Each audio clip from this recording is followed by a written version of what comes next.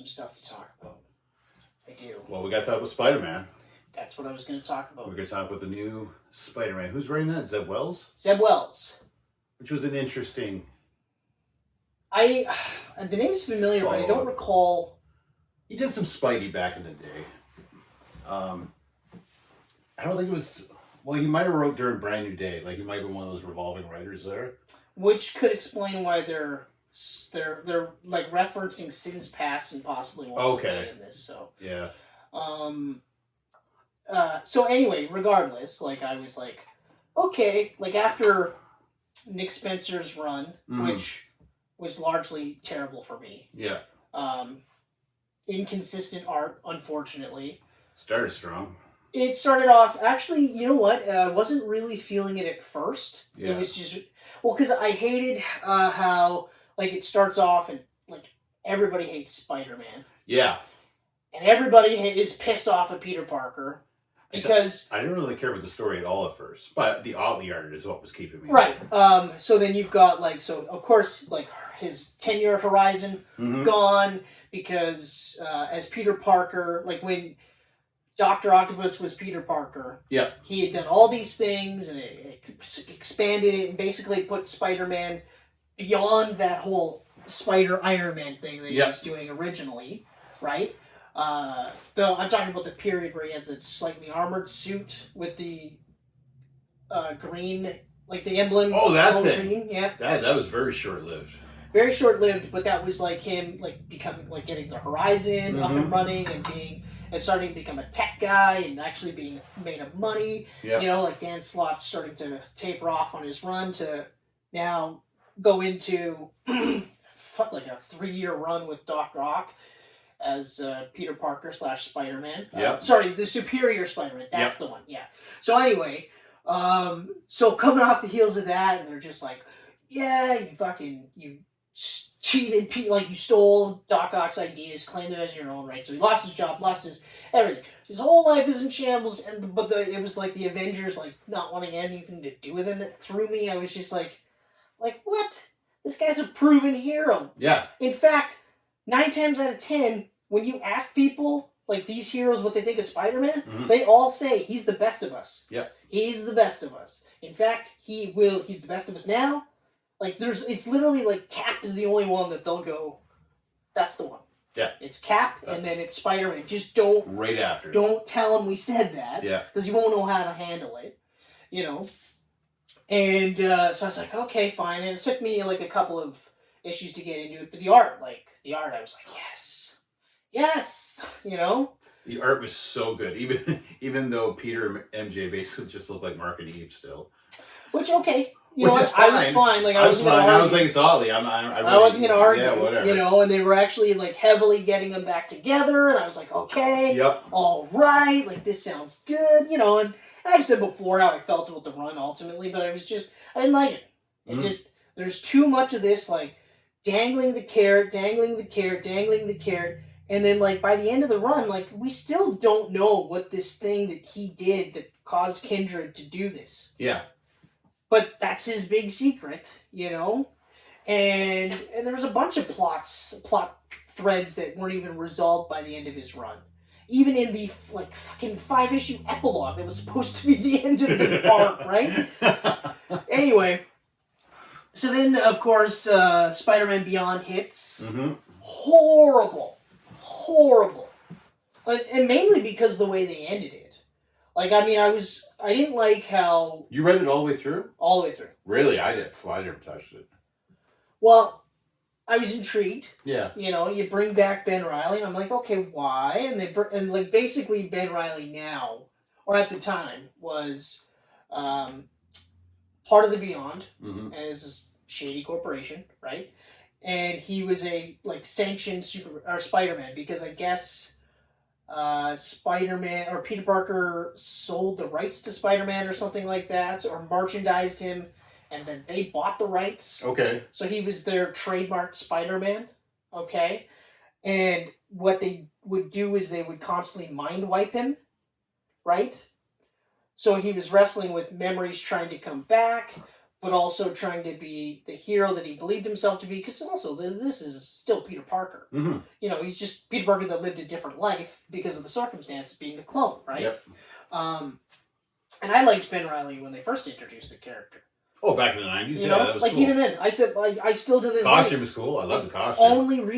The only major fuck up that they did was that they made Ben Reilly the real Peter Parker. Yeah. And the Peter Parker that we've known was the clone. Yeah. That was the only major fuck up. Okay? And I read the Ben Reilly Spider-Man books, too. I got those. Yeah. Well, I mean, Mark Bagley doing art. One of those covers was Spider Carnage. The one where he's like hunched over like this. You got that? Yeah, I think I still have it. I think it's worth a lot of money now. Oof, maybe. Oof, it is. I'm sorry, what I should say is maybe I still have it, and hopefully it's in good enough condition, right? Mm-hmm. But anyway, so I've always had a soft spot for Ben Reilly, and I always said, like, wow, he should have just stayed Scarlet Spider. Yeah. And just moved somewhere else. You know, like Chicago or some other big skyscraper type place. Yep. That he could do the same kind of shit. And then it's the same thing I've been saying with the Batmans, is that you just tell different Spider-Man stories with Ben Reilly because it's a different perspective. Mm-hmm. You know, you could do different things. And even when they brought back the Scarlet Spider name, but they used Kane, who was one of the first clones, that one pissed me off because he was already going through some sort of degeneration shit, but then he got cured. So then he was Scarlet Spider, granted, in a different city, a little bit more violent than Spider-Man. Mm-hmm. So they were doing what I said. Yeah. Different versions of Spider-Man stories. Okay, fine. But I was mad they didn't use Ben Reilly. Anyway, they bring back Ben Reilly. Okay, fine. And I thought, okay, maybe it might end up being the same thing. But nope. What the fuck was the name? Chasm? That's right, that's the name I told you. Did you see the picture? That's that new villain, right? That's the villain that Ben Reilly is now. Right, he's become Chasm. Yeah, because there's chasms in his mind, I guess, is what it is. And and now the costume looks similar to that. It's the new Spider-Man Beyond suit. Okay. But now he's got like almost like Carnage teeth, and it's like some weird like green. Let me see if I can find it. Actually, you gotta see it because I don't think I've seen that. That sounds awful though. When they hit that ending, I was like, "Are you fucking kidding?" And that's how the run ended? It ended with obviously Spider-Man, Yeah. Peter Parker getting back to normal, being okay.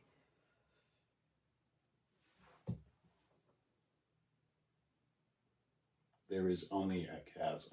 Yeah. Now, it's not the worst Spider-Man based costume. It's mainly because of what they did to him. Yeah. There is no Ben. Ben is gone. And where you were, there's only a chasm. So it's like all the mind wipes completely now officially erased Ben Reilly, and now he's going to basically now be another dark version of Spider-Man. Yet another dark version. Right? So, but, so I was like, okay, fine, fuck it, we'll read Zeb Wells, and I mean, John Romita Jr. Yeah, his return to Marvel and back on Spidey. And not only that, but like John Romita Jr. has been one of the longest standing artists that I can say has been one of my favorites. Like consistently one of my favorites. Yeah. Whose art has evolved throughout the years. Like, because I remember back in the day when all he drew were guys that all were just like squares. Yeah. Like muscled squares. And they were all the same size. So like, even like, going not even that far back, but like that Wolverine run with Millar, Daredevil and Wolverine had literally the exact same body type, and I'm going, that doesn't make any sense because Daredevil would be more of an Olympian like gymnast body. Yeah. He's also like a foot taller than Wolverine, but yeah, sure, give him the exact same dimensions, or like how like Batman and Punisher were the same, like just squares, all muscle squares. But anyway, I love the art. I've always loved his art. I've never once said I hate his art. I can understand the people that don't like it because I think it's a little bit of an acquired taste, especially when you compare it to his father's art. I agree, 100%. Like, yeah, because you're right. Like even with John Romita, you don't like between the two. Yeah. You don't see a lot of similarities. Very little. I think the only similarities that I can see is like in their faces. Like the eyes and the way he does hair, they look very similar. Except that like the only thing is that John Romita is like clean. Oh, like, he's clean. Super clean. Yeah. There's none of the cross hatching. There's no. It's just super clean. Yeah. And it's a product of where he came up in too. Absolutely. The like, time period. Gorgeous art. I love Romita Senior, but his artwork, if you compared it to other people, like you wouldn't be able to tell it's Romita right off the bat. Sometimes I would. You could. I could. I think I would say you're right. I think. But Junior like stands out on his own. 100%. 100%. Like, clear as day. From a distance, I'll be like, John Romita. Whether you like it or not. You show me like an elbow, and chances are I'll be like, that's a Romita elbow. Fox elbow. That's a motherfucking Romita elbow. I'll tell you the comic page too. Like, fuck.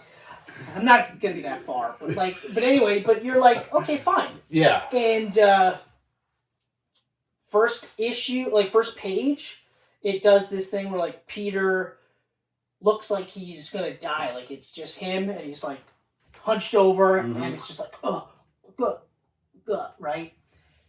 Flash forward 6 months later, his aunt is pissed at him, and she's flat out like, just stop.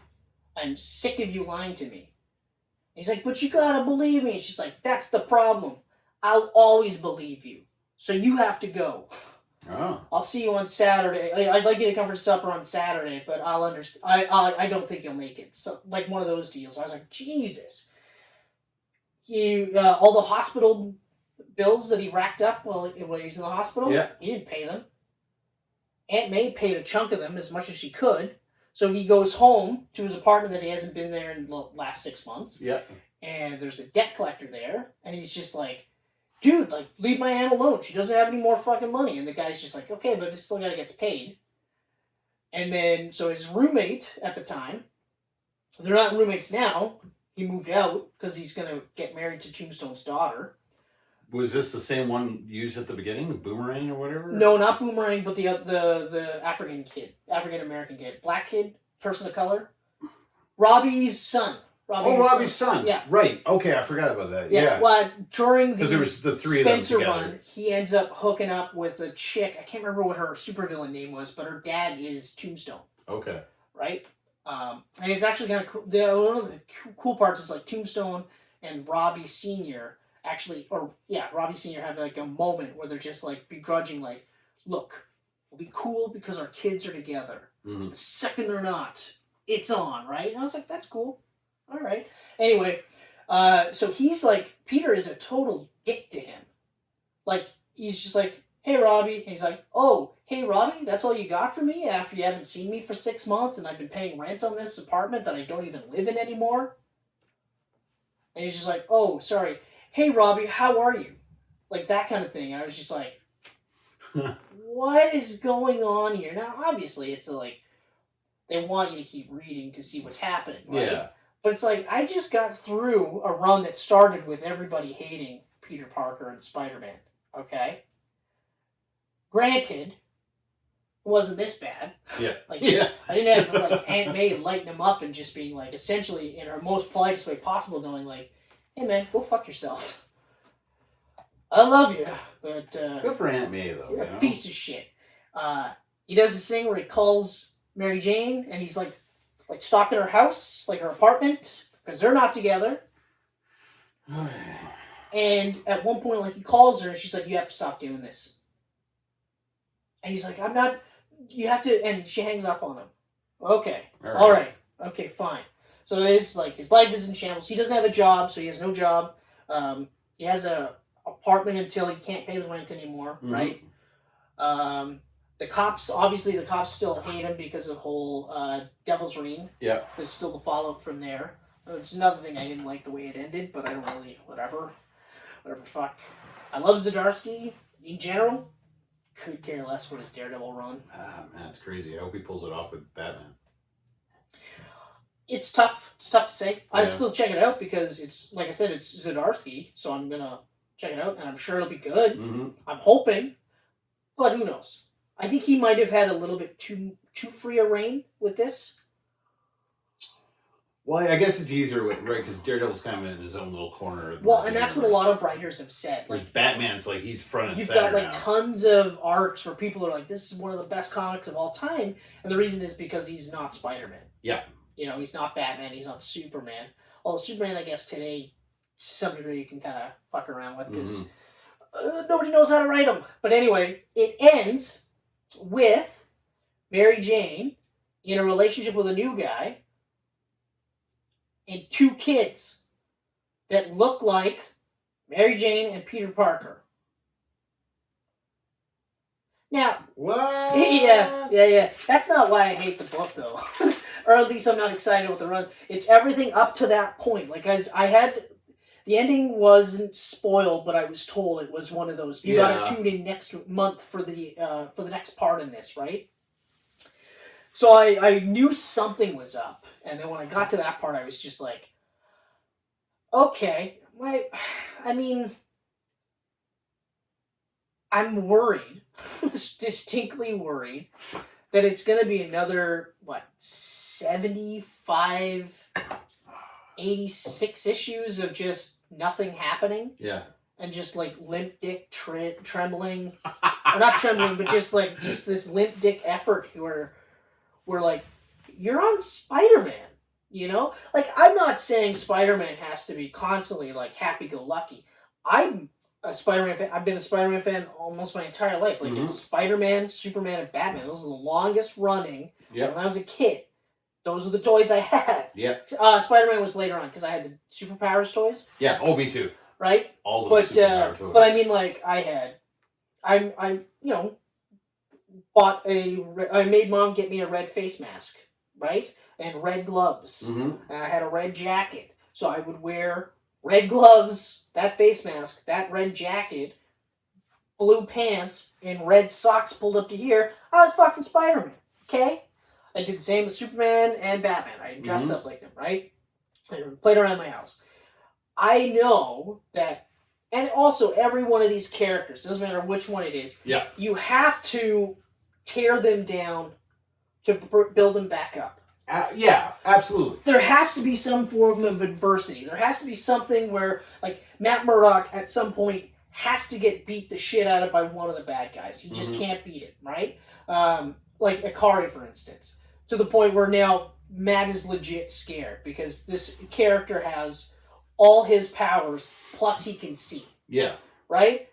That's fucking frightening, okay? You know, and then you have to, like, get him to a point where now he can beat him, and then beat Kingpin, and then, like, reclaim his life, and get back to the point where you're like, okay, now he's better than he was before. And rinse and repeat. That's all comics are going to be until they finally decide we're never going to make comic books anymore. Right? But all the stories are like that. Oh, yeah. People are like, oh, I've read this before. Of course you fucking read it before. Yeah. It's been around for 900 issues. Yeah, exactly. You've read it before. I'll even do you one better. Okay, so Jack Reacher. Yeah. Okay? Reacher TV show on Prime. Yep. The movies and the books. Yep. Okay? They all center around a crime happening. Mm-hmm. Okay? Reacher is really the only one that can figure out this crime. That's it. Okay? I'll go even further. We got a character called Jason Bourne. Okay? All you gotta do is somehow someone finds out Jason Bourne's alive. Yep. That person is somehow tied to the current version of the horrible, shady government organization that also somehow had ties to Treadstone. And that's it. That's it. You just point Bourne here. And let him go. Yeah. So anyway, needless to say... So, yeah, I mean, I don't know, like... I'm not excited at all anymore. They say when you're writing, you should write something that you would want to read yourself. Right. I can't imagine fucking, like, Spencer wanting to read his... That's a really good point. You know what I mean? And like, I think straight up, if Marvel say, "Hey, Ken, write a Wolverine run," I could do it. Yeah. I would have an endpoint. Oh yeah. I would be like, I'll do 12 issues, a solid 12 issues. Yeah. I'm not spreading it out for 86. Yeah, exactly. But and then like feel it out from there. yeah. I'll use Tom Taylor's Nightwing as another one. Exactly. Okay? So one of the complaints that I have recently seen is that there's aspects to Tom Taylor's Nightwing run that seems a little bit of a, like, they call it like fan fiction, right? Okay. Yep. And my first thought was, that's all comic writing is. It's like, a fan that was hired. shouldn't you be a fan of the character that you're writing? Yeah. Like, I mean, like, why would you get a guy writing a book that he doesn't like the character on? Like, I feel like there's... Like, why would you even come up with a concept for a character that you didn't like, you know? Like, could you imagine being interviewed and they go like, dude, like, you fucking wrote the shit out of, give me a character you don't like at all. That I don't like? Yeah. I don't know, fucking Speedball. Okay, Speedball. Yeah. Okay? That's funny. That's really funny. And you're like, and they're like, how'd you come up with that? And you're like, were you a huge fan? And you're like, no, I absolutely hate the character. Yeah. They were responsible. Okay. So then, where did we go with this interview? Did you did you read a lot of the... Yeah, I read everything and it was garbage. I absolutely fucking hate the character. I actually liked the character more when he became Penance, because that's how much I hate the character. I like the idea of him wearing a suit with spikes on the inside, so that every time he puts the suit on, it's penance for him being the cause of Civil War. Yeah. That's my favorite part about the book. And they're like, but you didn't have any of that in the book. Yeah, I don't know why this book sold. They gave me this. I needed the money, so I wrote it. But I fucking hate the character. And even after writing a 12-issue run on this book, I still hate this fucking character. Mm-hmm. Robbie Reyes, go fuck yourself. Or no, it's Robbie Robertson? No. Robbie something. Robinson? I think you're kind of right with the Robbie Robinson. It's not Robbie Reyes, because I think Robbie Reyes is the car-driving Ghost Rider. Yes. Yes. The Ghost Driver. Oh, Robbie Baldwin. Baldwin. Robbie Baldwin. He's a Baldwin. Anyway, so I was like, okay, well, yeah, it's a little fan fiction-y, fine. And at one point I was like, I think I said to you where it seemed like he has this major plot, but he's slowly kind of getting around to it. But with the most recent issue, where now it's like full on, like, you know that, spoilers for anyone not reading the book, but I mean, it's not really. So Blockbuster is officially like, I have to kill Dick Grayson myself, right? Mm-hmm. Not Nightwing, although that'll be a bonus, but Dick Grayson's the one he ultimately wants to kill. I realized that everything before that was just setting the stage. It was world building. It was putting like Dick in a book where you could see Flash show up because that's one of his best friends. You could see Superman show up because that's one of his mentors. Yep. You could see Nightwing reach out to Superman's son, Superman, and offer to be a mentor to him. You know what I mean? Mm-hmm. And the Titans show up and all this stuff, and there's teasing the relationship with Barbara. It's all just world building. You know, you introduce who may or may not be his actual sister on all this other shit. It's all just so that you can build him up to this point. Yep. So then you can take him down. Because Nightwing's in a hard position because you can't tear him down immediately because he just got off 25 issues of being shot in the fucking head and being called Rick? Oh, man, I think it was more than 25. Probably. I feel like you complained about that one for a good few years.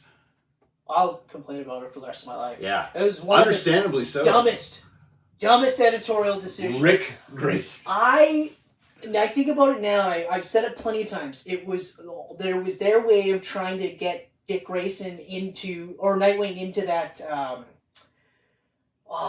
Red Hood stage. Yeah. Where now he's a little bit more violent. He's not necessarily as hopeful and optimistic. He isn't like the perfect convergence of Batman and Superman. Mm. No.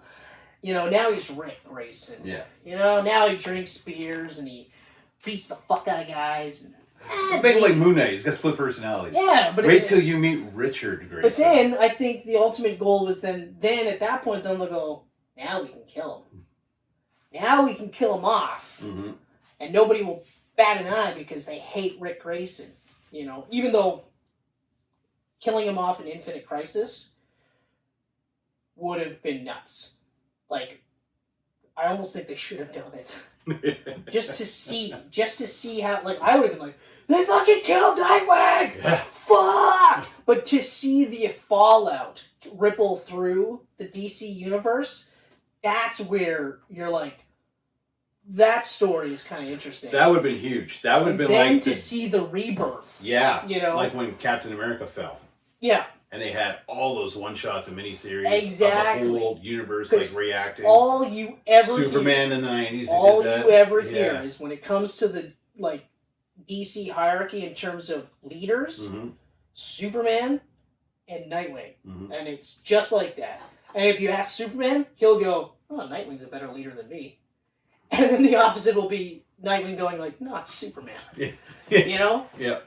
And those are the two because like, and they'll tell, they all say it, like he's so optimistic, he's so friendly, he's a mentor, he's a you know, this, that, the other thing, plus he's just great, he's got a great bum, you know, like there's all these things. He does have a great bum. I saw that shot of his tight ass. This one? Yeah, that one where it's colored so it looks like a fucking balloon. It's, yeah, well, you know, but anyway, that's why I pop it. So I get it. Put that there for you. What? Adrian put that there for you. That's hilarious. That is actually, wow. Where the fuck did she get this? Cineplex. What? They sell those little mystery figure packs, and that was the one she got. Oh my god! So she was saving to give it to you. I can keep this? Yeah. She knows you love Colonel. Michelle's gonna fucking freak out too. That's crazy. I'll have to say thanks. Anyway, so long story short, I get it. You gotta tear him. So in Nightwing's case, you have to build him up so that you can tear him down. Yeah. And then repeat the process. Okay. This with Spider-Man, I hope it goes somewhere good. Like I hope it gets better, but I am no longer optimistic. Yeah. Which is horrible because now this is almost 5 years. It's the problem with Spider-Man. Like 5 years. He rarely gets built up, and when he does, he gets knocked down and then literally dug into the ground.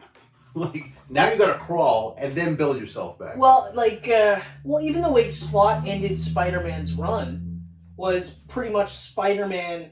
He was back. He took out Red Goblin. You know, and then was like boom, and then they led right into the Nick Spencer run, and then it was just like, like if they didn't get Rick Otley on that art, fuck it, I wouldn't even have checked it out. That's the only reason I checked it out. Never. That was the first Spider-Man I read since One More Day. Never even would have checked it out. Now it Spencer's run is so bad that I'm actually toying with the idea of going back and starting off with Slott's run with One More Day, or Brand New Day, sorry. Yeah. And then just seeing, because I read the first. That'd be a fucking massive read. You're it is 250 issues. Oh, what his 10-year run? Fuck, I mean he was Brand New Day. Oh, yeah. That's a very calming ring. Yeah, that's my immersion therapy. Yeah. Which I forgot at home. I feel like if someone was calling me, I just. No. But yeah, because I think it was about a 6-year run before he killed off Peter Parker and started the Superior Spider-Man. The Superior Spider-Man, I want to say it ran for about 3 years. Yeah. And then he had about I want to say the rest of that year was to round out. Because I'm pretty sure Slott started on Spidey. Well, Brand New Day, he was rotating with other writers, but that was Brand New Day. That was like 2005 or something, wasn't it? Yeah, that's right. It was a big run. He's been on that book for a good decade, I think. I'm going to say 10. I'm going to safely say 10. That brings him up to 2015, which I believe is probably That'd be around right, yeah. Yeah. So anyway, So that's where I'm at, where I just want to see, like, was it really as bad? But it's like, how could it be that bad if he was on for 10 fucking years? Yeah. You know? And it didn't sound like any of these stories were just a lot of, like, meandering. I feel like it was good old school style Spider-Man storytelling before he was married to MJ. Okay. But when you build to that story, to them getting married and being together, and then you just fucking vaporize it. Oh, I hated that. Yeah, that's Oh. still, like, that's one of the worst fucking moves. Yeah. Worst fucking moves. Like, Peter's got to be, you know, working as a pizza man, living in an apartment, and he's got to be single. Yeah, it's like... It's been around since the 60s. You know, but the other part is that eventually we'll get to a point where maybe they'll get married again. And we'll be at that part. Alright, so rant about Spider-Man and comics in general is officially done. Mm-hmm. As of right now, I'm not excited for Spider-Man at all. But I am excited for everything out of the Radiant Black universe. Every issue of Nightwing so far has just been so good. I can't wait. I'm so pumped. It's a good time to be a comic book fan, I gotta say. Right now is a good time to be a comic book fan. It is a good time. You know, I'm reading a gay Superman book, or sorry, bisexual, although I firmly believe that he's gay. Yep. And that's also really good. Isn't it funny that if you would have said gay Superman book 10 years ago, it would have meant you don't like the book? Yeah. Although, even now, like, there's people, like, trolling hard where they're trying to say, like, you know, the sales have snowballed, or dropped considerably. And, you know, maybe they have, but at the same time, it's like, well, what did you think was going to happen? Yeah. Like, I told you, I read that progression. I'll wrap this up real quick, guys, I promise. I read the progression, and it felt like a natural progression of two people coming together based on the circumstances. Mm-hmm. So when the kiss happened, it didn't feel like they did it just to do it. Yeah. It felt like, well, of course this was going to happen. Yes, it makes sense that they got to this point. Yeah, because what issue was it? 4 or 5 or something when it happened? 4 or 5, something like so that. You had a few issues to build it up, right? It wasn't just like, boom, right away. No, it wasn't like, type deal. Hey, yeah, I met this new character. Boom, we're making out. Yeah. Boom, we're boyfriend and boyfriend, you know? No. I think I said to you, if it was a woman in that role, nobody would have said anything, and they would have actually applauded it because it didn't feel forced. It felt like a natural progression. Well, everyone loved it when Batwoman was a lesbian. Well, that's because it's okay for lesbians. Right. Lesbians don't get as much hate as gay men do. As nerdy, horny teenage boys. Deep down, like I think lesbians. the root, one of the reasons why gay men get such a hard time about it, is because the question is, who's taking dick and who's giving dick? Because the guy that's giving dick is the man. And therefore, even though he's gay, he's here, whereas the guy who's taking dick is the woman in the relationship. So, and what does that mean for women in general? That the guys that sit there and look at that will never view women like this. Right. They'll never be this. So you're saying the more dick, the harder it is. The more the guy takes the dick, the worse it is, because now he's the woman. That's my theory, but I wouldn't be surprised if that was the real thing. I mean, I've actually, like, I used to joke, like, I used to be like, yeah, I wouldn't have a problem if my kid was gay, as long as he was the guy giving it. And you're laughing, because you're like, but now you're like, right, well, because he wouldn't be the bitch in the relationship. Right. I said woman, but really it's the bitch, because the bitch is the one that takes the dick. And I would be like, I don't want to know my kid's gay, and I don't ever want to know what happens in the bedroom. I mean, to be fair, how often do you really want to know what goes on in You're your the pitcher, bedroom? you're the catcher, whatever. Be happy. Right now, for me, that's like, honestly, that's where I'm at. I don't give a fuck. I don't give a fuck if you're a dude and you feel like you're a woman. Yep. I don't give a fuck. Okay. If you're a dude that looks like a lady. If you're living that and that makes you feel whole, go for it. Yeah. Okay. Vice versa. You're a woman who feels like she should be a man or he should be a man, and that makes you feel whole. Fucking go for it. Yeah. I don't give a fuck. If you're a man in a straight relationship and you like being pegged or strap-on in your bum, and that makes you feel whole, well, and it does, I will say go for it. Go for it. And if you like the most recent Spider-Man issue, it makes you feel whole, good for you. Or does it make it feel like you got a peg in your bum? it, but depends if you're into it. I mean, right? Hey. For me personally, I'm not feeling it. Anyway, rant over officially. Thank you, Geek That was a Pantsers. fantastic intro. Thank you, Geek That was a Pantsers. fantastic intro. So much. For those that don't know, I'm Ken. That's Chris. We came back from an extended. It's not a vacation. Life anything. happens. Yeah. Life happens. This guy's knee. Life finds a way. That's right. Life does find a way to end. to try to end the Camcast. But we came back. We're not quite stronger and better than before. No. But I will say... Might be fatter. I'm a little fatter. I'm fatter. Yeah, I'm a little fatter than before. You know what? This is where my headspace is. Yeah. I actually stopped wearing superhero shirts because my belly's so big I don't feel I'm doing them justice. And you're laughing. You're laughing because it's a fucking ridiculous thing to say. But the reality is, fat's up here. I literally was like... Oh, man. I could wear the Superman shirt today. And then I was like... Or not. I'm good with slimming black. That's fine. I'm seriously at a point. I'm gonna dial in my diet first. Yeah. Once I dial in my diet, then I'm gonna start working on just a mobility program so that I'm just looser. Yeah. And then once that's done and I've dialed that in, then I'll get back to working out regularly. I got a fucking program. And then you'd be looking like Patrick Swayze again in no time. The Bourne mentality. I slacked off and now I gotta get back into it. So what you're saying is you just went through the Bourne legacy. Well, no, because there was nobody no Jason Bourne. Nobody in the Bourne legacy was fat though. Yeah, but there was also no Jason Bourne in Legacy. There was. They mentioned him.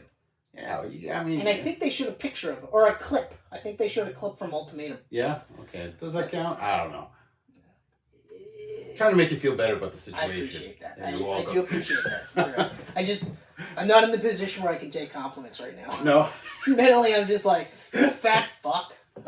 Which is even funnier, too, because, like, yeah, okay, so I am overweight, but, like, most people would see that and go, okay. Yeah. Like, it's not that, like, it probably looks bigger to me than it really is, but at the same time, it's a thing. So, Mine looks bigger to me.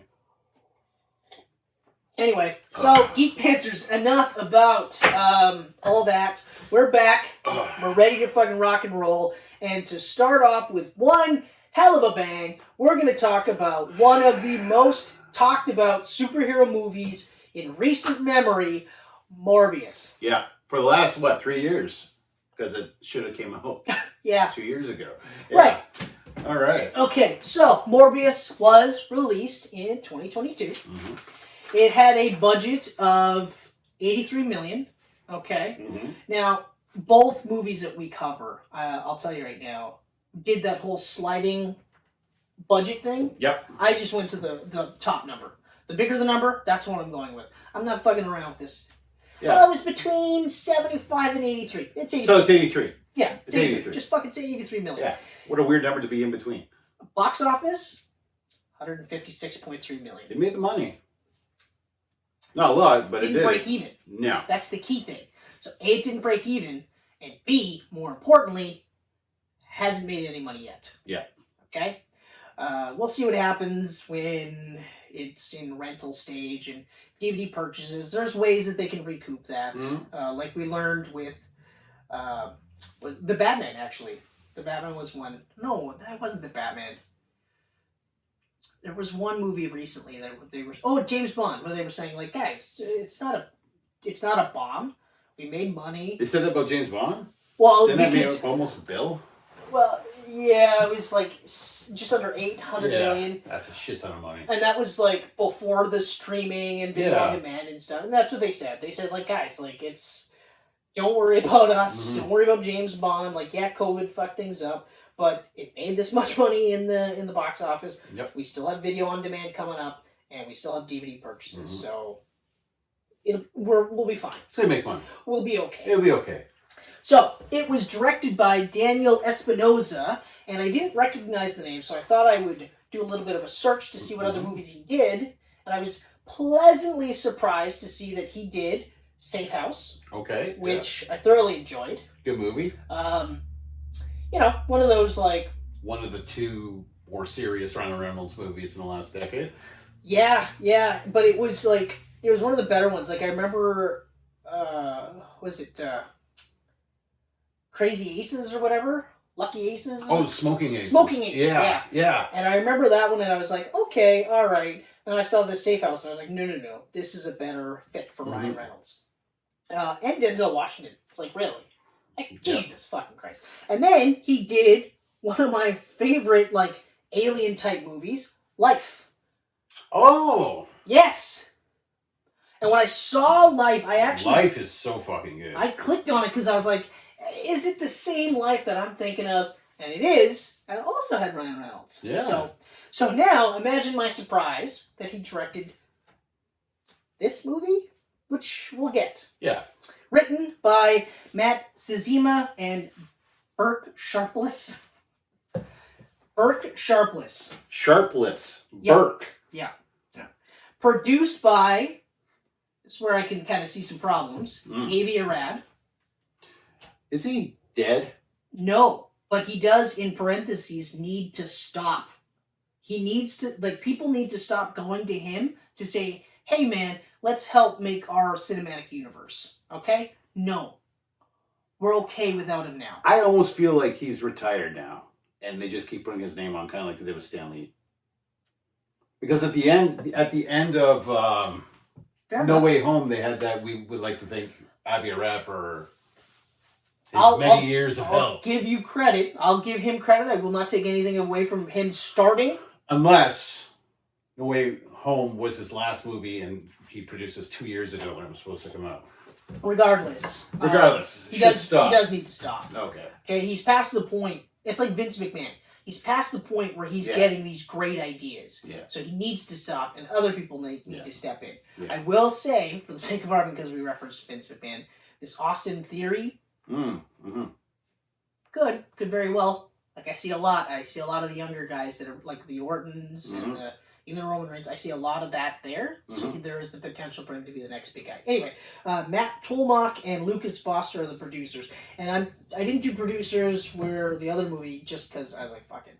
Anyway, so cast Dr. Michael Morbius, played by Jared Leto, who has the most unfortunate luck when it comes to picking superhero movies. Especially because whether you like it or not, he fucking immerses himself in these roles. Okay? Oh, yeah. I mean, he's a hardcore method actor, which gives him, a bad rap. What is that about? Yeah. So anyway, he plays Michael Morbius. Then we've got Lucien Milo Morbius, who ends up becoming the surrogate brother. Yes. Which I was fine with, and he's played by Geek alum Matt Smith. And I was pumped. I was actually pumped he was cast for this. We've got Martine Bancroft, played by Adria Arjona. Which I thought she was pretty gorgeous. Yeah. My only major issue with her casting was I felt like, and this is so stupid, but it's like I felt like she was too gorgeous to play such a high-level scientist. Which I think it's hard to say that because you can't. Yeah, I'm wearing Batman pants. Like genetics are genetics, right? So just because she's smart doesn't mean she has to look like a bookie nerd, right? But my own little brain was just like, But regardless, in the interviews, actually, she is supposed to have been considered to be the smartest out of the three of them. I can see that. And I thought it was kind of interesting how she kind of patterned her portrayal of Martine from AOC, Alexandria Cortez, or Alexandria or whatever her name is, Ocasio-Cortez. That's okay. The the fucking senator. Yeah. Or whatever. You know what I'm talking about. The cool one. Then we've got El Rodriguez, who played Al Madrigal, the FBI, the stand-up comedian FBI agent. He was funny. He was fucking hilarious, but it didn't, it was jarring to go from,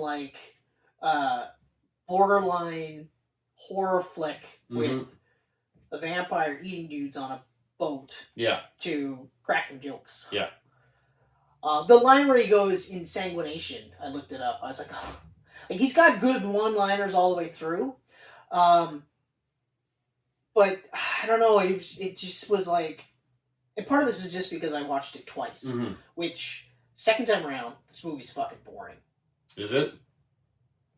Well, that's a bummer. It's fucking boring. And you really start to see the cracks in the script. Yeah. Now, don't get me wrong, I was still looking at it like an homage to early 2000s superhero movies, so I wasn't, like, leaning heavily into it like, oh, but fucking this movie does it better and that movie does it better, you know? But, like,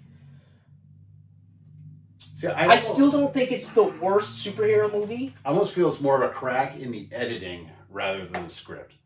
So I feel like this was probably a pretty good movie until Sony cut it apart 100 times over the last 2 years. Okay, yeah, that's fair. That is fair because, well, I mean, the atmosphere was there. The atmosphere Jared was Leto there. was really great as Morbius. Was really good. And I don't care if you don't like him because he's a method actor and blah blah blah. Actually, I'm just gonna go ahead and say like the cast in general, like there wasn't really anyone in this cast that they all had good chemistry with each other. Yeah. There's just editing will be some of it. Some of it we'll talk about when I get into this a little bit more.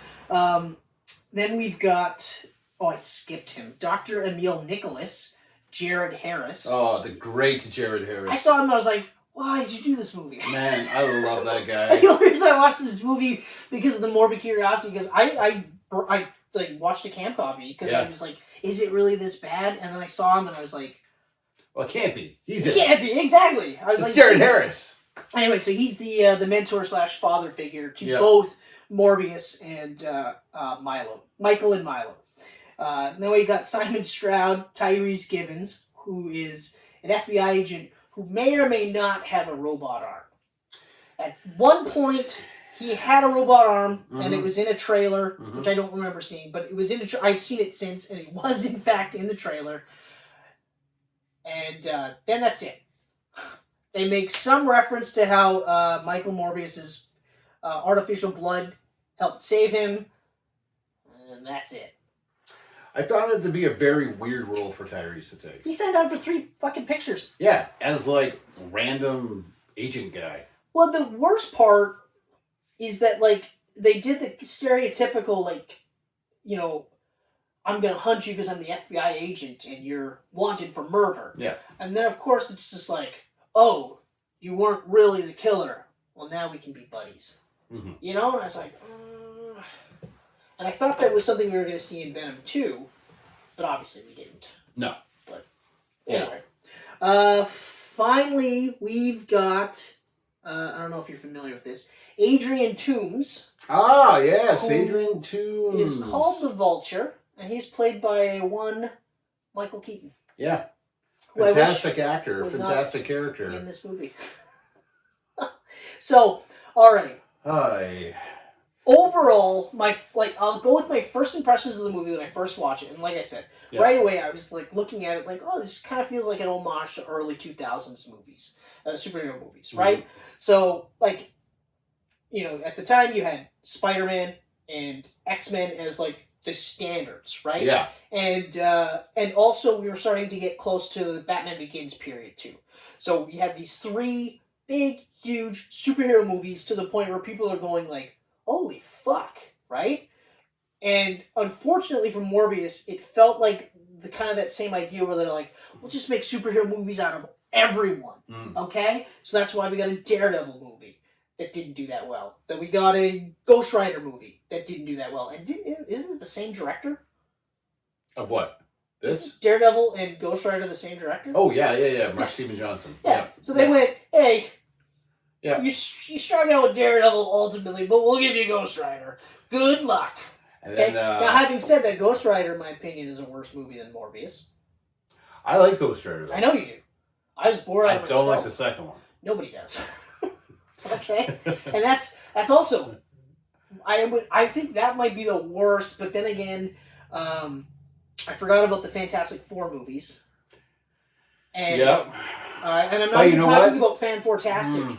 Yeah, well, fuck, I will never talk about that movie. But the Fantastic Four movies they're fun. They're fun, campy movies. I don't mind them at all. But when's the last time you've seen them? Just a couple of years ago. Are you serious? Yeah. Okay, well. I still think they're fun all movies. Right, fine. Well, they're not good movies. They're fun movies. That's what I'm getting at. So Morbius isn't a good movie. It's a fun movie. Yeah, so I think the other part with my second viewing was I was a little bit tired too. So that could be why too. Okay. All right, but anyway, I was enjoying the progression. Mhm. One of my favorite actual sequences in the whole movie is the fact that he became Morbius on the boat.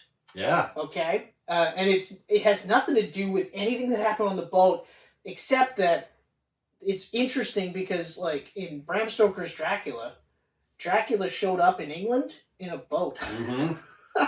And I was like, that's actually, like, there's no way that they didn't do that on purpose. Like, they were literally like, we have to do that because it's like Dracula coming to, Hey, know? You know what? You're probably right. And I was like, it was just really cool. Yeah, really cool thought process. A cool homage, yeah, for yeah, sure. like super cool homage. And I did, this one thing I did notice. Actually, hold on. So, just overall, I largely enjoyed the movie. And like I said, I don't think it's the worst superhero movie of all time. Okay. No. This version isn't like it's not perfect, but even No Way Home's not perfect. I'll tell you. I'll throw out one thing right away that it's been bugging me since the last time we watched it. Was so all the portals brought in people that knew Spider-Man. Or Peter Parker, right? Yep. So why did Electro show up? Well, I thought about that right off the bat. He never right knew. Off the bat. He never knew. He never did. And then in the movie, he thought he was going to be black. I thought you were going to be a black guy. He was like, well, then you would have known Peter Parker's not. Yeah. That didn't make any sense. But anyway. It would have made more sense to have Dane DeHaan show up. Exactly. Yeah. But of course, that would take away from the real Goblin. The real Goblin. Yeah. None of this fake pretender bullshit. Mm-hmm. Wow. Anyway, so, like, I remember one of the complaints was, like, they did flashback sequences, and it was, like cut and paste origin flick, and I was like, every fucking origin flick. Is a cut and paste origin flick. Every single one.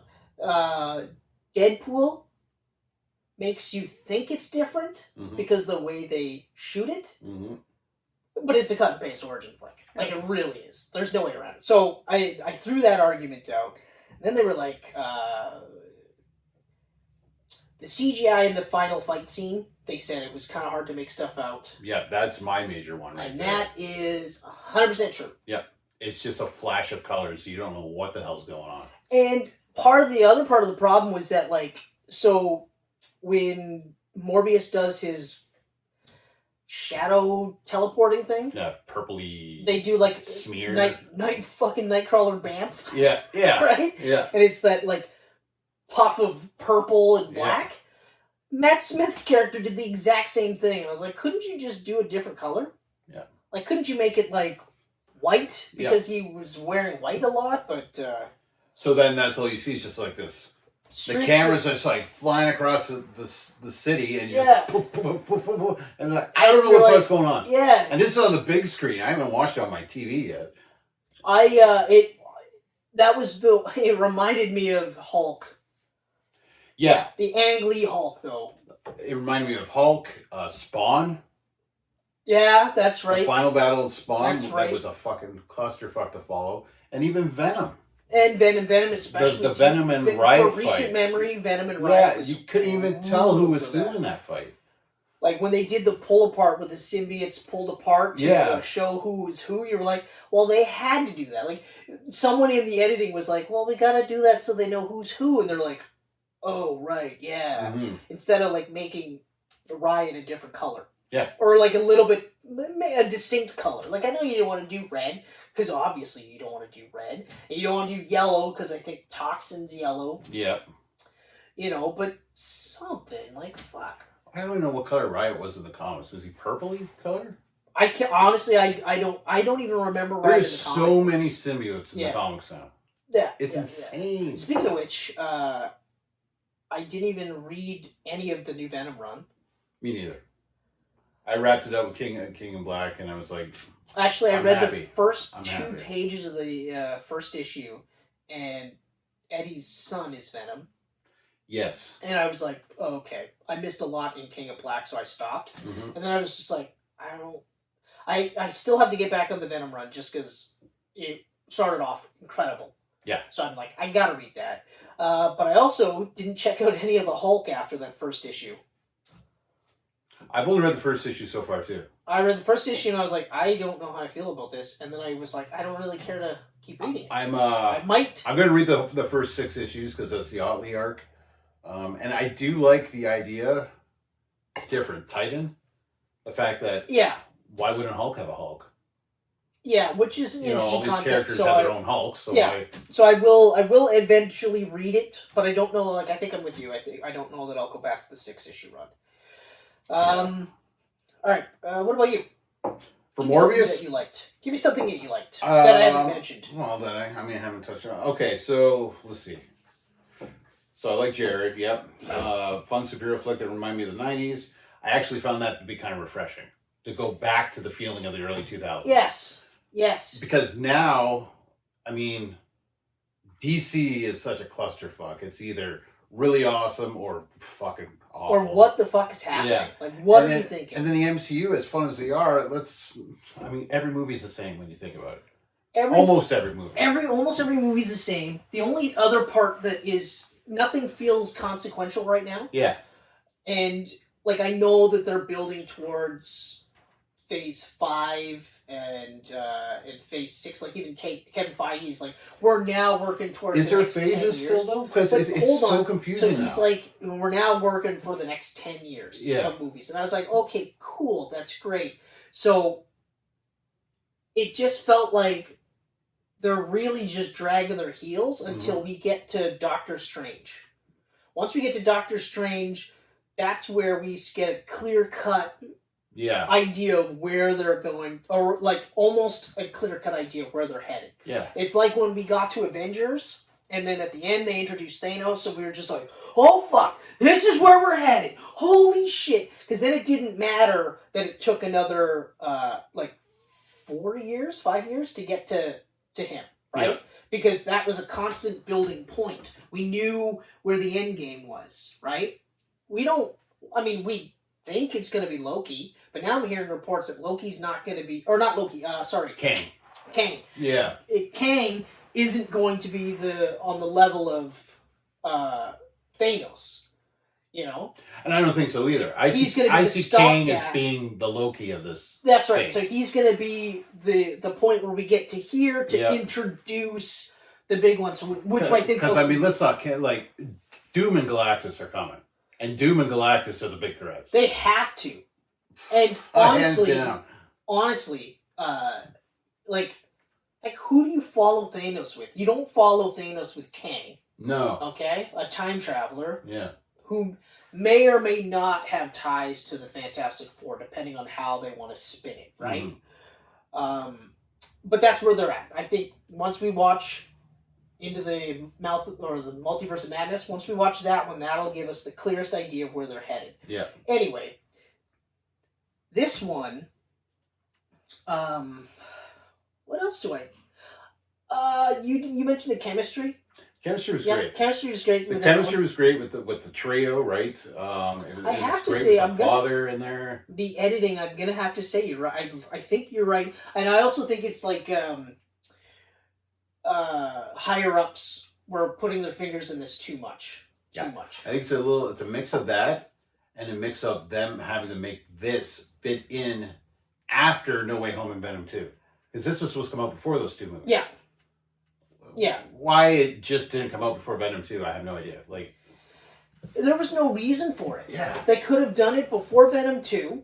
Because, my biggest complaint is that when the trailers to this came out, they were really trying to make you think that this was in the MCU. Mm-hmm. Because they showed Michael Keaton in the fucking trailer. Yeah. Which they never should have done. No. They should never have done that. Because then they cut those scenes. Regardless, they should.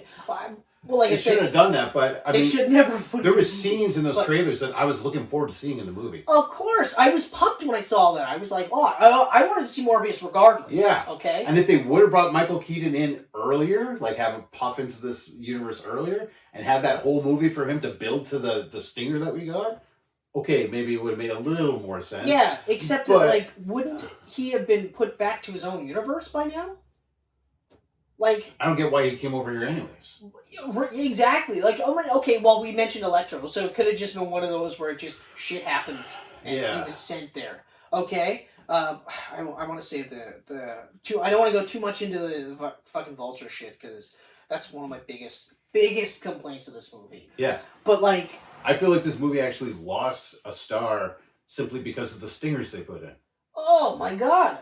In fact, I was actually largely enjoying the movie. Like, I mean, I was acknowledging, okay, like, this could have been done better. This could have been... Like, one of the things that really annoyed me the first time around was the inconsistency with Michael's failing condition after he became Morbius. Right. Or not Morbius, but after he cured himself, right? Because up until that point, he was just, like, taking the fake blood. No, it was, he bled all those fucking mercenaries dry. Yeah. And he was like, woo, I'm fucking cured. Yeah, right? And then he's like, oh, I can't do that. I can never do that again, right? And then, like, no, it was before that. That's right. It was before because he had to do that. He was figuring out how to do it, and he was close. And he had that 6-hour window. Yeah. And the second that they said it was constantly changing, I was like, reducing. And we only had that one scene where he starts to, like falter a bit. Yeah. And then we almost never see it again, but they do say, oh, I'm getting close to that. And I think I would have liked maybe a little bit more of a runtime just to see a little bit more of that transition to the point where he gets to actually curing himself. Yep. I would have been down with that. Yeah, just because it seemed tacked on, I guess is kind of where I'm at. Like, you see him, he's like decrepit, fucking... Yeah. You know, never mind that he's on double crutches going into this weird cave, right? And does that. That part I was like, doesn't make any sense. But whatever. For the most part, like I said, I don't want to get too negative just because I want to save it all for the stinger scene. But, like I said, overall, first time around, largely enjoy it. Second time around, I was a little bored by it. But then again, I had just seen it fairly recently. And like I said, I was tired too. So that kind of ties into it. But, yeah, I mean, I don't really have much else to say other than the stingers, but... Oh, I will say this, though. There has been no talk about Morbius 2. But frankly, I'll be amazed if they don't get a sequel for this. And we'll talk about that in my Sony Spider-Man adjacent universe rant. But yes, the stingers. I think they'd be better off putting Morbius into Venom 3, to be honest with you. Okay, well, we'll talk. We'll talk about it. We'll talk. But yeah, the stinger stinger? scenes, oh my god.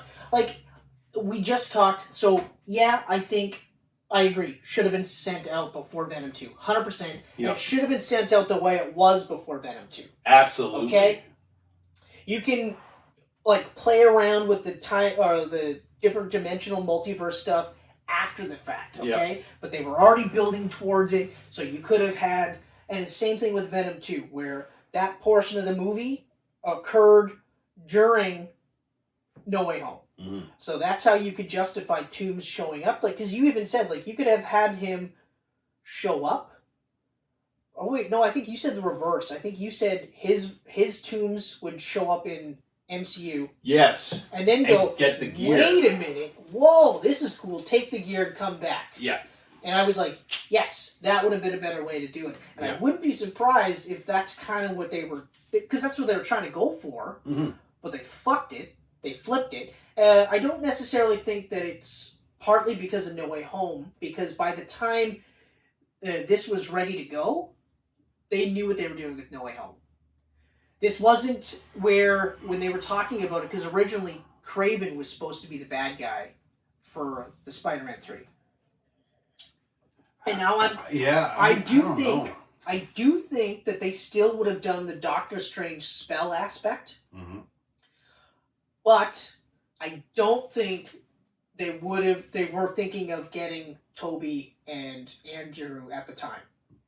So I think or at least when this was almost ready to be, like, released, I think that's when they were like, that would have been the perfect time. Because then they could have done all this other stuff after the fact. But then once they got those two big names in, and then they started saying, like, who the fuck else could we grab? Then it was like, we gotta change this. We gotta change this to get it more closer to that. Yeah. But, man, those stingers pissed me off so much. Like, absolutely pissed me off. Well, they had Toombs come over, and I was like, oh, weird, but okay. Yeah, it was just like. But the second one, where Morbius is just driving in the desert, and you see something coming, and you're all like, oh, who the fuck's this gonna be, right? And then it's Toombs the Vulture here, and I'm like, what? Well, what? The first stinger still kind of bugs me because he's not like, what the fuck? Where the hell am I? What's going on? Where's my family? Where's my family? It's kind of the big thing. Because, like, his whole thing, one of the reasons why he's one of the best MCU villains, period, is because you understand exactly why he's doing it. He tells you right away, I did it all for my family. Mm-hmm. Okay? And it doesn't matter that he actually turned himself into a dark Tony Stark, which is the one thing he hates the most. Yep. No, doesn't matter because he was doing it all for them. Mm-hmm. And you're like, well, okay, fuck, yeah, you know, what is it, the road to hell is paved with good intentions, you know? So it's like, yeah, okay, I can see that. But so he's just like, oh, in this world, I don't exist. Cool. Right. And then, how the fuck did he get the Vulture suit? He got put into a prison the scene before. And they went like this, they went, wait, what are you doing in here? We have no record of you ever existing on this planet. Here, take this gear and get out of here. So, by all means, we'll let you go. And it's like, okay, but you don't have a fucking social insurance number. Yeah. You don't have a birth certificate. You don't exist in this world. Mm-hmm. So they're just like, you know what, whatever. Just go ahead and make a life for yourself. And then he somehow finds a fucking suit in this version of the world that has no Avengers. Yeah. No impetus for him to get... And never mind the fact that he wasn't the guy that made the shit anyway. No, it was all Chitauri gear. It was all the Tinkerer. The Tinkerer was the guy that was doing this shit. He was the guy that was the foreman. He was like, okay, we got to tear this down. We got to build this up. We got to do this. He wasn't like, you didn't see him in the background going like, no, Tinker, you gotta do this and you gotta do that. And that was the other thing. I found that made Michael too smart. He was a genius at everything. Mm. He could fix complex machinery with a screw, but he was also a high-level biochemist as well. It was like, what is it that you don't know?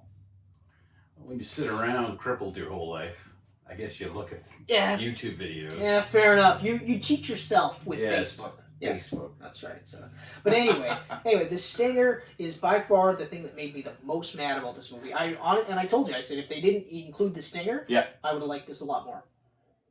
Because I mean, visually, Morbius looked awesome. The transformation, it looked awesome. No, he looked awesome. Yeah. For me, I wanted to see that fucking like Ron Garney leather. Oh yeah, with the fucking purple under the armpit. Yeah, like it was the '90s version of his original suit where he was like all like blue, fucking disco V-neck and that red trim. This one was just updated. That's what I wanted. I wanted to see that in the end fucking fight scene. Just him like tightening up these fucking leather straps. You know? In this movie where Vulture came out of nowhere. You got a scene where he's doing this and it's all fingerless gloves and it's got the claws. Yeah. And I want it just once where he just like flies, I guess you could call it. And it's the purple underneath the black, wings, and you're just like, fuck, that's what I wanted. So I was like, oh, maybe we'll see that in Morbius too. I'm hoping we'll see that in Morbius too. It's possible. It's very, very possible. You know? Very, very possible. Might go get some leather gear with Vulture. And I mean, even if it's not necessarily leather gear, but like close to that. But fuck. Like, oh, man, that cover is still like burned in my brain. Just burned in my brain. Oh, that cover. That's why it's so shitty that like all these heroes are in different spots. Like, if Sony still had the rights to Ghost Rider, if they hadn't just lost the rights to Ghost Rider, we could have had Night Stalkers. I know. You know? I know. We could have had Night Stalkers. Or Or Midnight Suns. It would have to be Midnight Suns because Night Not Stalkers. Night Stalkers. Night Stalkers are I mean, Blade. technically, you could do Night Stalkers without Hannibal King. You could. Technically. But I wouldn't advise it. No. You know? Anyway. I don't know. I just think, like... The Stinger fucking killed it for me. I was furious. Brutal. I was furious with the Stinger, and I shouldn't have been. I should have been like, yes! Yeah. Fucking right. I literally thought that during that desert scene, I thought it was going to be Venom that we were going to see. So when it was like fucking Tombs and the Vulture Gear, and then on top of that, it's just like, hey, you want to team up and let's be heroes. Yeah, let's be heroes. Yeah, it's like, hey, you want to team up and be heroes? And it's dude, just I don't know who you are. I can't even see your face. Let's team up. And you're like, Morbius, what the fuck are you doing in the desert, you pasty bastard? Like, really? You know? Yeah. I also, and I actually really, I loved Matt Smith's character in this movie. I did too. When he was a vampire, mm-hmm. I will say, when they tried to make you think Morbius killed the nurse, I was like, the second time around, when I watched the second time around, my first thought was, Morbius, you're kind of a dick because you just cured yourself. Yeah. And your best friend, your brother, is like, dude, give it to me. And you're like, no, I can't. It's like, why? I just can't. And it's just like... Why don't you tell him that... Okay, just tell me. He's like, well, I've done some things. And he's like, I don't give a fuck, bro. Just give it to me, you know? And even still, he could have just been like, because I turned into this. And like, even when he shoves him, he's just like, you need to leave. And he kind of changes a bit. Mm-hmm. It's like, explain yourself. Because you like basically told your best friend to go fuck himself and to go die. Just go die. You know? Yeah. And not only that, you didn't tell him that you cured the same disease that you guys have. You didn't tell him you cured yourself at all, right? And you're just like, fuck, oh, fuck you, you prick. And he somehow got into the jail cell as lawyer with no credentials. I was like, what? What? Yeah. But, oh yeah, while visually I liked the sonar idea, I was like, he doesn't need it. No. He's already got heightened senses. He's got heightened sight, heightened smell, heightened hearing. Like, he doesn't need it. Like, I know you're really trying to lean into the bat aspect of this, but it was more vampire-like powers that he had. And okay, you made some changes. Visually, it looked cool. Visually was really cool. It was so cool. Yeah. You got these flashes of, like, colors and stuff, and it was, like, blurring. And I was like, man, that's awesome. So I'll give him a slide for that. But my favorite is when, like, Lucian is just, like dancing, like, literally, like, push-ups, like, just grooving out because he's never been able to do this. Yeah. He's going to bars, he's picking up broads he would never pick up on his own. He'd have to pay for that kind of shit. You know what I mean? Like, I just loved it. It was a celebration of just being like, look at the fuck, look at my body, look at the shit I can do. I can fucking do everything. Oh, man. And, and then he's just like, dude, I know you didn't kill that nurse. I did. It's like, well, how the fuck, like, how did you not think he did it? Yeah. How is it that you didn't think he did it at all? I was watching it with my dad, and my dad was like, oh, why would Morbius do that? I'm like, oh, that's not Morbius. Like, I knew right away. Like, that's the brother. Oh, yeah, wow, yeah. And there, see? There. But, well, it's one of those situations when you have such a small cast, and you've established everyone's roles. You're like, well, he has to be the bad guy. That scene, though, where he killed that nurse, I wish we had more of that atmosphere in the movie. Yeah. Why this was PG-13? It's, and I think that's another part, too, where this is where the meddling came in. Because, with Venom, they're leaning into, like, body horror for the first half of the movie. Yeah. And like I said, I think in our Camcast I was saying it was almost like they were competing with trying to be like a Marvel-style movie, but trying to do like a sort of a body horror take on Venom. And the character should be a little bit scary, right? You're talking about this thing taking over your body, right? But I had said I knew the sequel was going to lean into the humor more, dial down the body horror stuff, and then that's what we got. That's what we got, and it's still, I expected it, so I wasn't disappointed. It was I was good. disappointed. I enjoyed Venom. Just wasn't as good as the first. Yeah. And this one here, I think they went, okay, we got to dial this back, try to bring in some more humor. But the thing was, like, Venom is in the Spidey cartoon series and everything. Like, so was Morbius. Kids know. So was Morbius. Yeah, kids don't really know Morbius, though.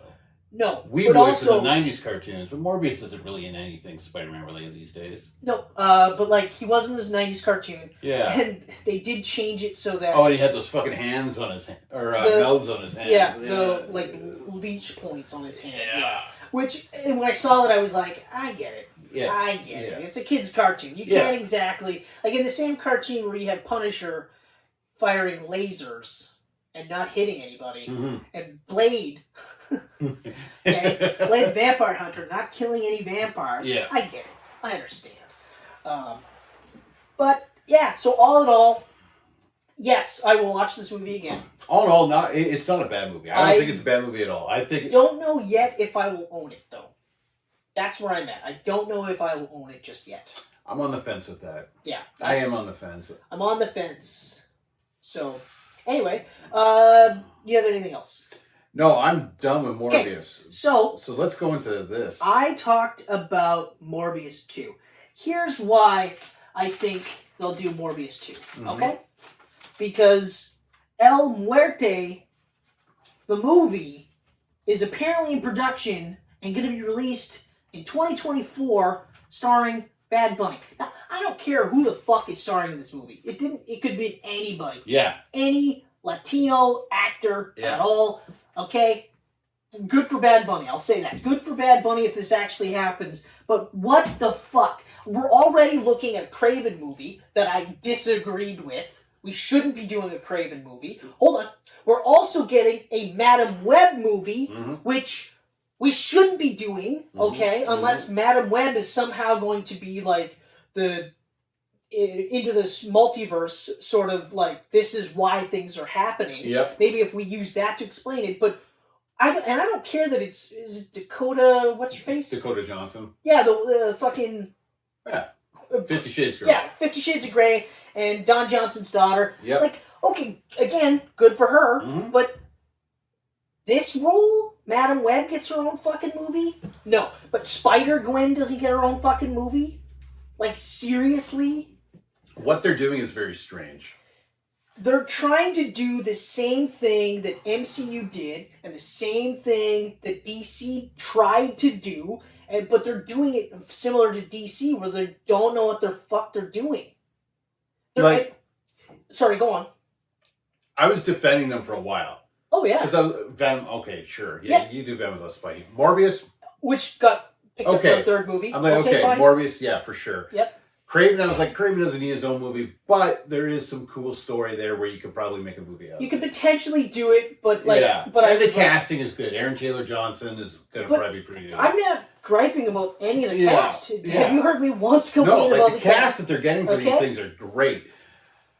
Madam Web, I was like, but like you said, now that the multiverse is a thing, she can handle the multiverse side of the Sony world. I mean, if that's what they're going to do, I mean, like, in that Spider-Man It's a way to get Andrew and Toby together again if they want, right? Well, apparently Andrew says no. Yeah. Well, because they're unsure, because obviously the ultimate goal is to get this their version of the Sinister Six together. Right. To fight, ideally, Tom Holland's Spider-Man. But as of right now, they can't guarantee that Tom Holland is even going to be Spider-Man. Right. And so now they apparently, now this is just, I don't know if it's legit, but apparently they reached out to Andrew Garfield and said, hey, even though you're in your 40s, would you like to come back and play Spider-Man again against this? And he's like, nah. Yeah. And also, fucking why should he? Yeah, why should he? They fucked him over big time. But not only do they fuck him over big time, but like, why now? Like, no. And also, if you're unsure of the actual end game for this, then why are you doing all this now? Mm-hmm. You know?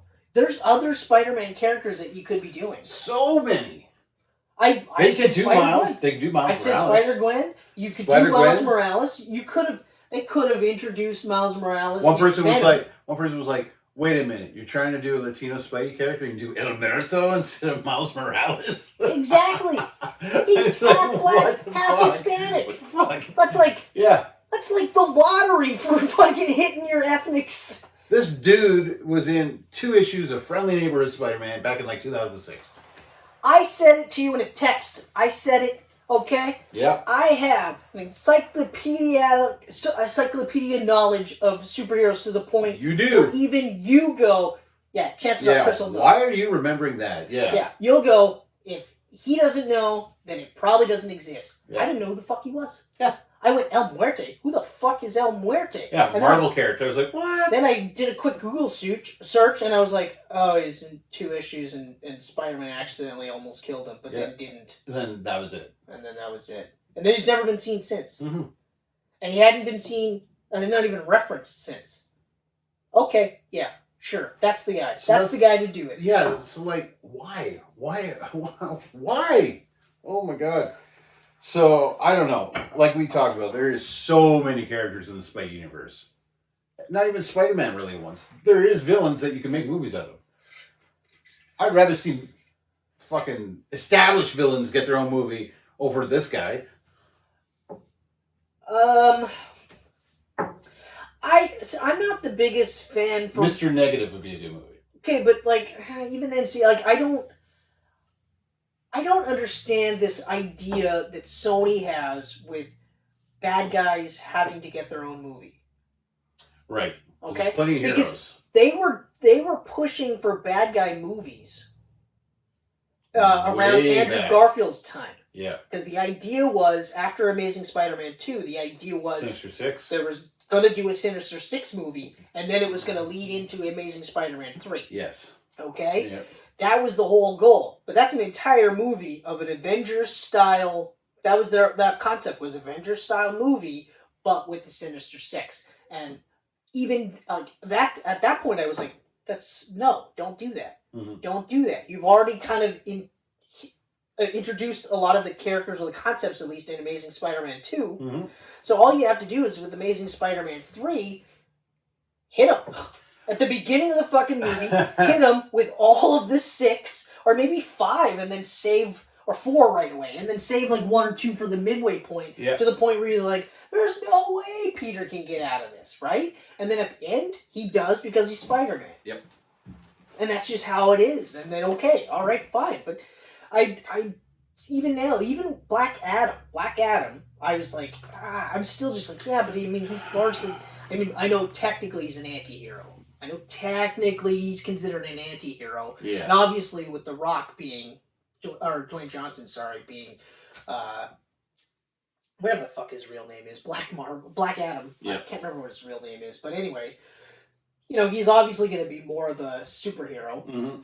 It's just, I'm just like, bad guys don't need their movies. And like, Joker's an outlier, but I don't think Joker 2 does $1 billion. I still don't believe that's going to happen. Well, we'll see. I mean, I don't think so. That was a one-off. I think putting a sequel on that would just taint it. Well, I mean, exactly. Like, that's why I don't, like, if they do it, because I almost feel like they feel like they can't not do it, because the first one did $1 billion. And nobody thought Joker was going to do $1 billion. Not one fucking person. I certainly didn't. If anybody who says that... And after watching it, I still don't think it deserves $1 billion.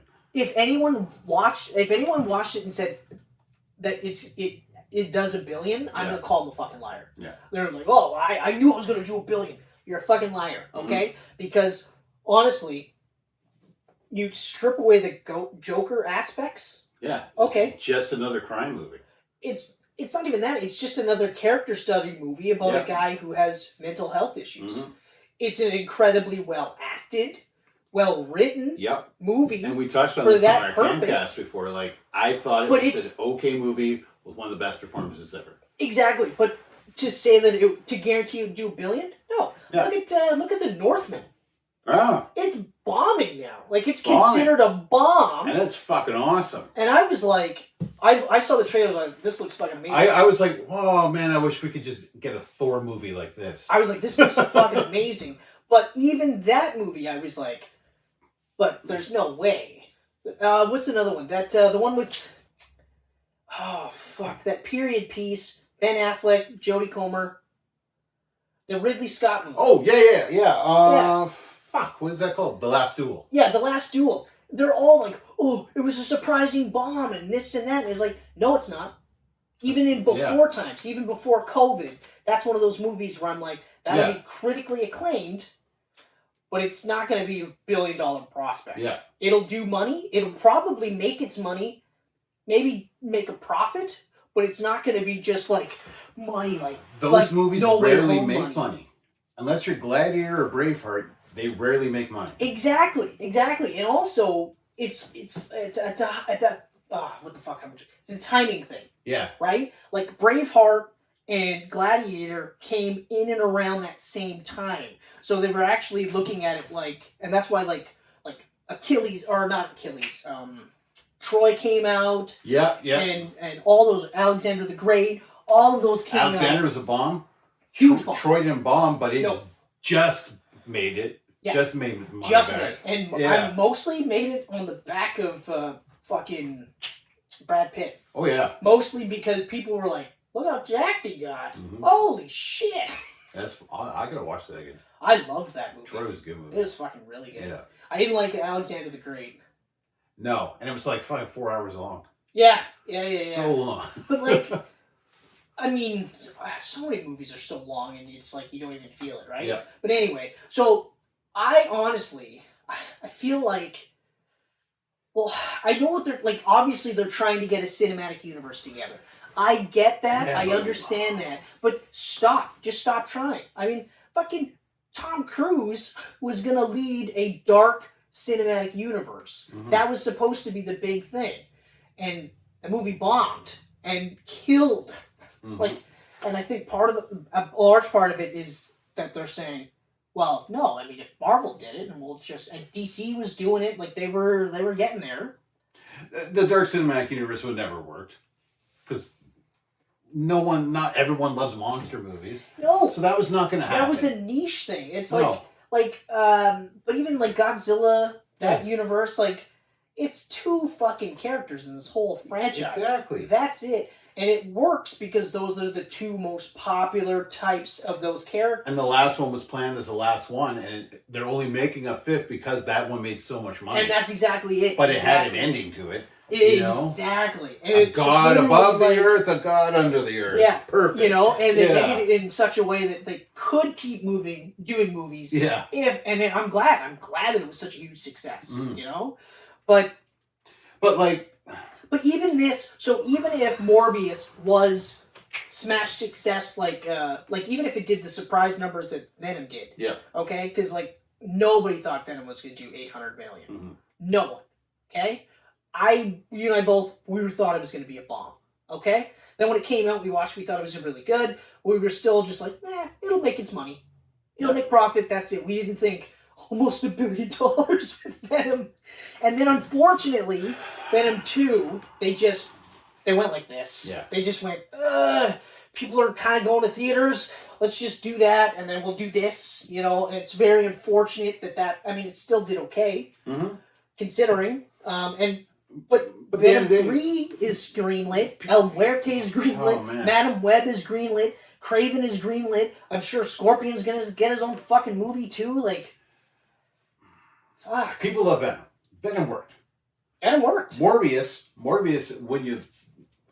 the fact that it's a vampire movie, it's made a lot of money. Yep. Vampire movies don't make money. No. Unless you're Twilight, you don't make money as a vampire movie. Especially because, like, most vampire movies are geared for the older person anyway. They're not geared for kids or teenagers. I mean, Blade 2, they consider a smash hit, and it only made like 85 million domestic. Yeah. It's not really that much. No. So...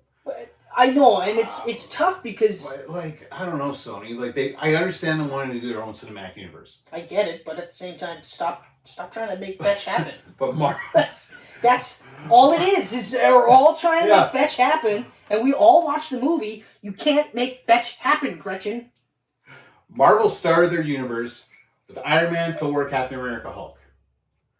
They didn't fucking start it with Ant-Man, Doctor Strange, Captain Marvel. Granted, they started with the guys that they could start with. Well, but they right. could have used any of. But they could have used Ant-Man. They picked stuff. these top guys. They picked the big ones, the big guys. But also, they sat there and they said, "Okay, so we're gonna do Iron Man." Yeah.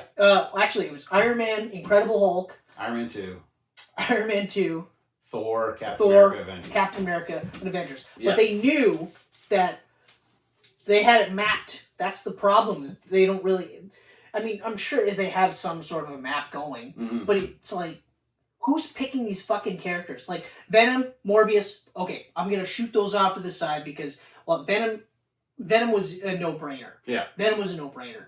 Morbius was a bit of a surprise because it's not even a well-known character by comic book standards. No.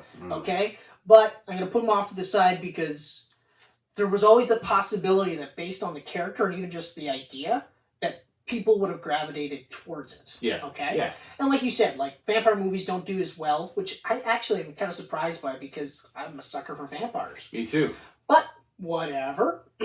But, you know, it just seems like you look at the Marvel Universe now and you go, well, they knew where they were going to go. They were going to go to Avengers. Yeah. And then once they hit Avengers, they tacked on Thanos, and then it was just like, we'll see what happens. Mm-hmm.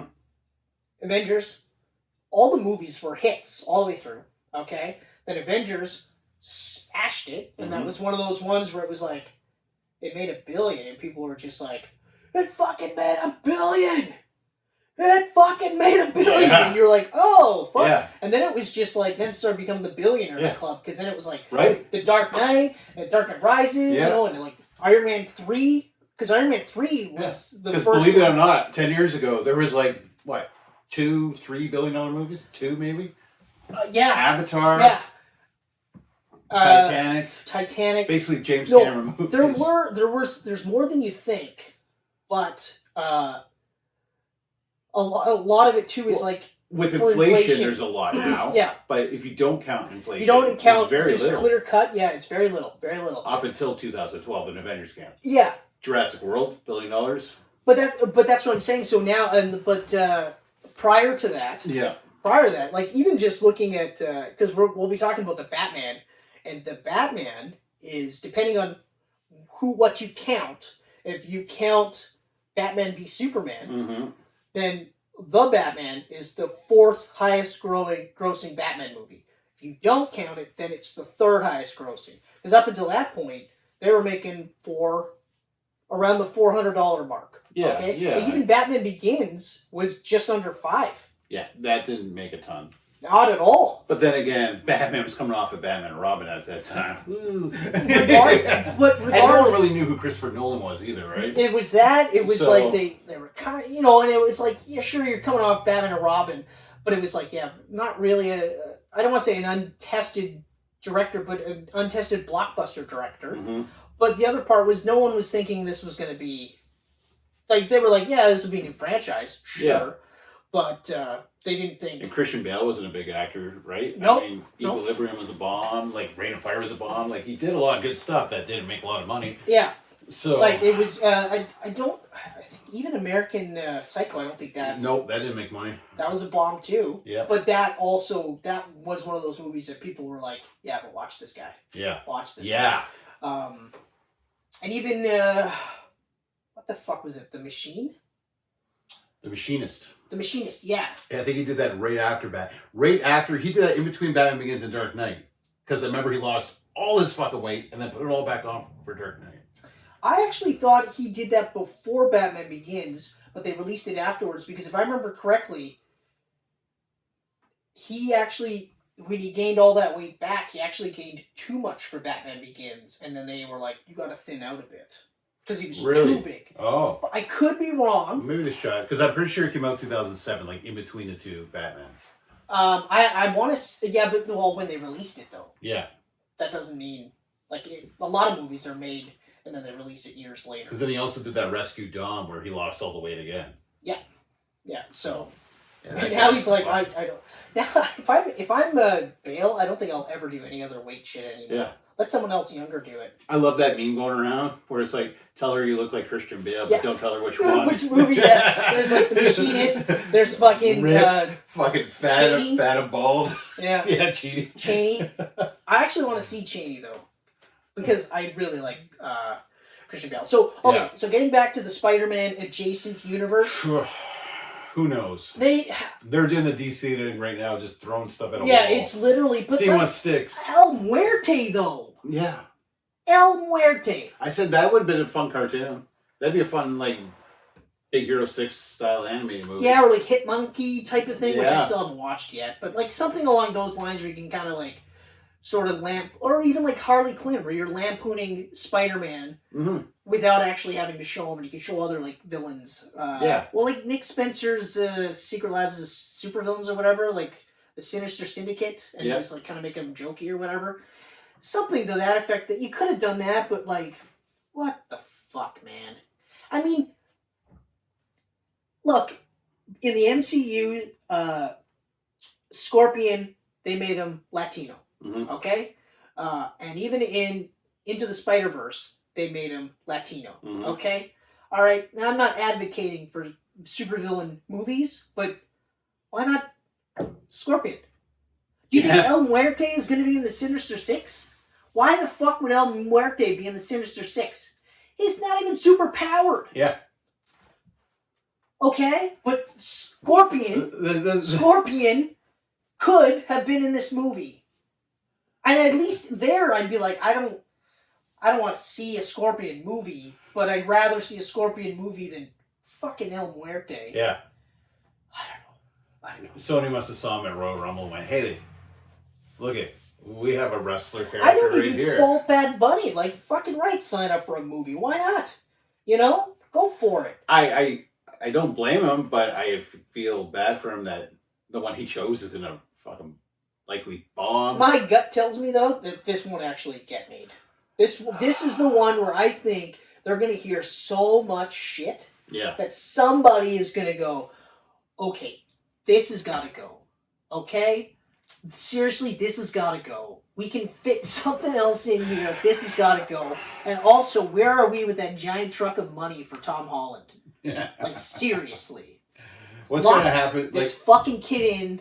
Madam Web's going to bomb, and they're gonna go, hey, let's pull everything back for a while here. There's no...